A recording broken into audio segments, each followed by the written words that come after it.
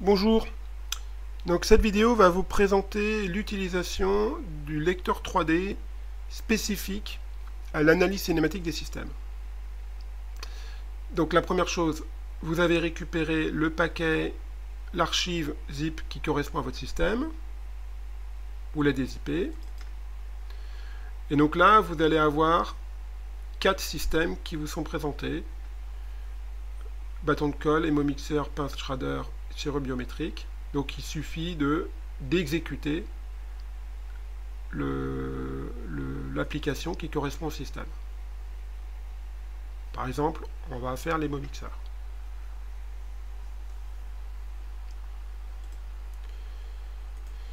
Alors, donc le principe de ce lecteur 3D, c'est d'avoir un environnement léger et spécifique pour l'analyse cinématique. C'est-à-dire qu'on n'a rien besoin d'installer, vous avez pu le voir.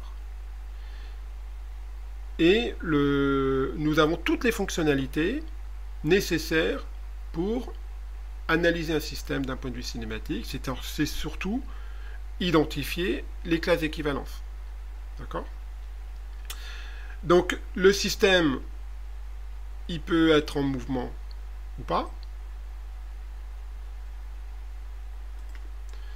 On peut donc choisir des couleurs pour colorier, pour mettre en couleur les composants et donc définir les classes d'équivalence. Et bien sûr, on peut manipuler l'objet 3D. D'accord ? Alors, vous avez une page d'aide qui est ici, qui représente toutes les commandes qui sont disponibles. Et vous avez la nomenclature qui correspond à notre système.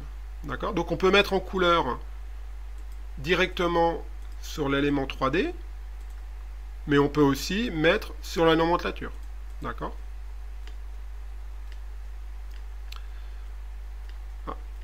Par exemple là, la pièce 5, là j'ai les 4, la pièce 5, en fait c'est cette pièce là, la vis 5. Donc ça sera par exemple une autre couleur. Voilà. Donc ici, vous avez pu voir qu'on peut rendre transparent les pièces avec cette couleur-là, d'accord. Et puis sinon, si on veut, si on reclique sur l'élément, ça réapparaît, d'accord.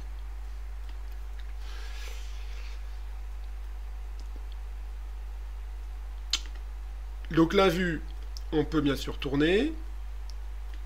On peut zoomer, donc tout se fait avec le bouton du centre, avec la molette. Donc on peut tourner, on peut zoomer avec la molette, et avec Shift, on peut se déplacer en translation.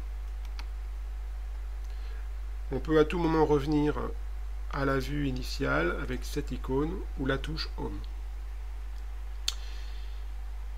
Il y a des pièces qui sont, comme on l'a vu, qui sont cachées, d'accord ?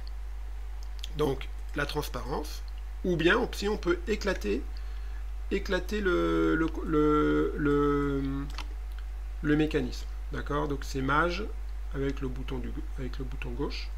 Et donc là, on peut voir tous les composants par une vue éclatée. Bien. À tout moment, bien sûr, on peut l'animer ou pas. D'accord?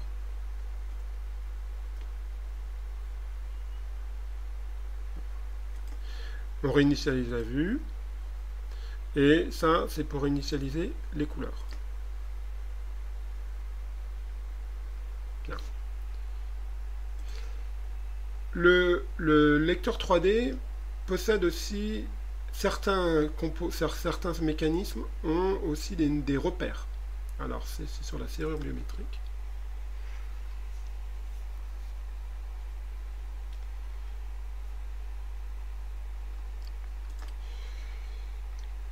Donc ici, on peut afficher les repères qui correspondent à la pièce. Donc le coffre, qui est l'élément fixe, donc le repère 0. Après, par exemple, quand on veut voir les liaisons entre deux pièces, eh bien, on va afficher le repère de la pièce, par exemple de la plaque, qui est là. Alors c'est pas de la plaque, non. Une peine. Voilà. Je vais enlever.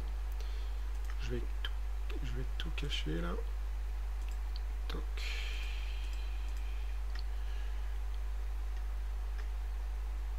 Voilà. Et donc ici,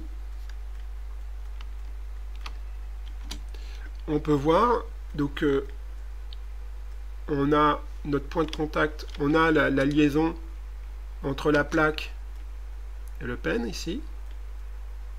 D'accord, donc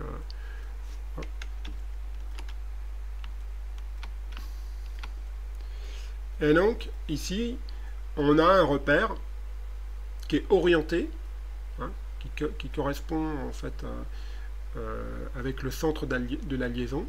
D'accord, donc si on peut cacher celui-ci là pour voir que c'est le point E. D'accord, le centre de la liaison va être le point E. Et ensuite on va pouvoir utiliser ce repère pour déterminer les degrés de liberté de cette liaison. D'accord?